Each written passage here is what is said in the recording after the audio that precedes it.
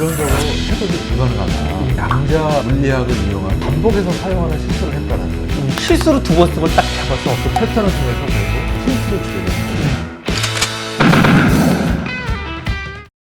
정보전쟁 시리즈. 자, 오늘은 어떠한 공작으로 한번 같이 만나볼까요? 예, 2차 세계대전 때 미국이 소련을 대상으로 해서 암호통신을 해독하는 공작이 바로 이 베누나 공작입니다.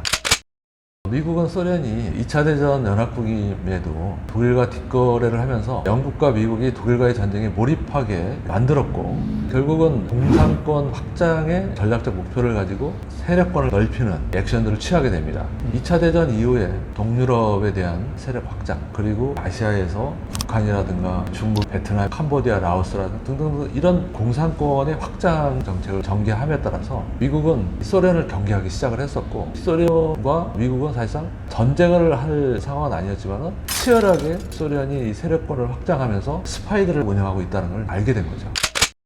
그래서 이제 미국은 소련의 외교통신망 감청에 대해서 필요성을 느끼고서 1943년부터 군정보국의 암호 분석팀을 구성을 합니다. 이 2차 세계대전이 진행 중인 시기잖아요. 이 미국과 영국, 호주 이러한 감청기지에서 수집한 소련의 외교통신문이죠. 외교 암호문을 집중적으로 수집을 해서 해독을 하는 공작을 진행을 하게 됩니다.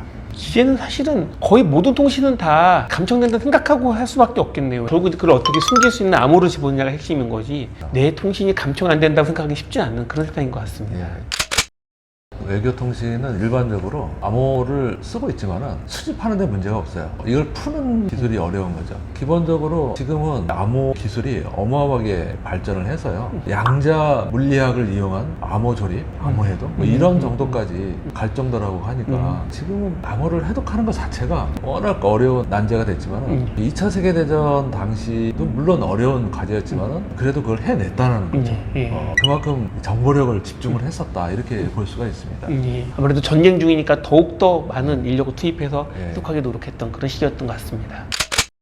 그러면은 어떻게 수집 공작 활동을 했는지 한번 구체적 내용을 들어보도록 하죠. 분석 대상은 1940년에서 48년간 소련이 발신했던 외교 암호문을 대상으로 해서 해독 작업을 시작을 한 거죠. 그러니까 베누나 공작은 결국 외교 암호문 중심으로 했던 그렇죠. 공작이라고 할 수 예, 있겠네요. 그렇죠. 예. 소련이 마각을 드러내기 시작한 것은 2차 세계대전 이후에 냉전이 시작되면서부터거든요. 그 시기에는 전쟁은 이미 끝났으니까 예. 군사통신보다는 세계 각국에 나가 있는 소련 대사관을 중심으로 해서 외교통신이 중요한 정보의 채널이 되고 있었죠.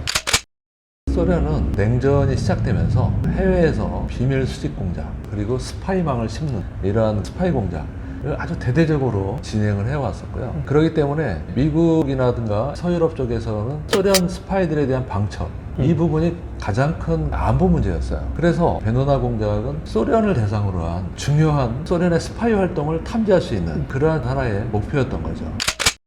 1945년까지는 전시에는 해독이 용이했지만 미국 내에 또 소련의 첩자들이 베누나 공작에 대해서 소련에 제보를 하면서 암호 체계가 상당히 고급화되면서 1946년부터 굉장히 해독이 어려워졌다고 알려져 있습니다. 1945년 2차 대전까지는 독일과의 싸움이었다면 그 이후부터는 자유주의와 공산주의의 대립을 할 수 있는 미국과 소련, 네, 그 그런 싸움이었다고 할 수 싸움이었죠. 있겠네요. 네.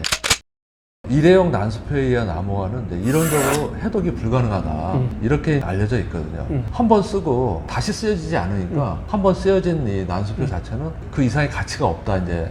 하지만 소련이 난수표를 반복해서 사용하는 실수를 했다라는 거죠. 예, 그렇다면 이것이 난수표를 반복해서 사용하게 되면 거기에서 패턴이 나타나게 되는 것이고, 그 패턴을 통해서 결국 힌트를 주게 되는 거죠. 이 암호 해독팀의 이를 발견하면서 조금씩 단서를 잡기 시작을 한 거죠. 그러니까 일반적인 암호 해독 관련된 부분은 한 번이 아니라 여러 번 된 걸 보고 거기서 일정한 패턴을 찾아서 그렇죠. 해독을 하는데 한 번 쓰고 버리니까 계속 못했는데 실수로 두 번 쓴 걸 딱 잡아서 거기서 그렇죠. 패턴을 골라서 그걸 바탕으로 다른 암호 해독하는 데 활용한 그런 흐름이라고 할 수 있겠죠. 네. 예. 그래서 이제 암호 해독팀의 이 해독 알고리즘을 찾아냈고 숫자를 문자로 변화시키는 많은 업적을 남기게 됩니다.